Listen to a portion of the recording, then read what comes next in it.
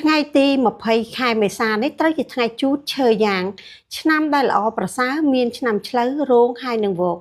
និងអ្នកដែលត្រូវការធាតុឈើហើយនឹងទឹកក៏ល្អប្រសើរផងដែរចំពោះឆ្នាំដែលគួរតែមានការប្រុងប្រយ័ត្នបង្ការការពារមានឆ្នាំមមីធាតុដីវ័យ49ឆ្នាំនិងមមីធាតុមាសវ័យ37ឆ្នាំទិសដែលយើងគួរតែប្រុងប្រយ័ត្នក្នុងករណីយើងចង់ជួសជុលស្វានដំបុកគ្រឹះមានទិសខាងត្បូងហើយនឹងជើងឈៀងលិចចំពោះតារាសាស្ត្រល្អចូលមកកណ្ដាលផ្ទះយើងអាចអង្គុយប្រើប្រាស់បានពេញមួយថ្ងៃ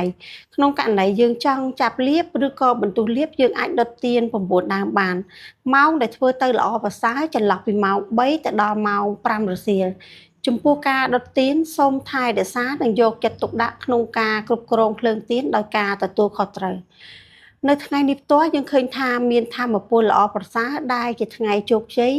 គ្រប់កិច្ចការងារសំខាន់យើងអាចចាប់ផ្ដើមនិងប្រព្រឹត្តទៅបានល្អប្រសើរលើកលែងតែចំពោះការបុកគ្រឹះសាងសង់ជួសជុលការរៀបអាពាហ៍ពិពាហ៍ត្រូវបានហាមឃាត់ចំពោះការធ្វើដំណើរគួរមានការប្រុងប្រយ័ត្នជូនពរសំណាងល្អ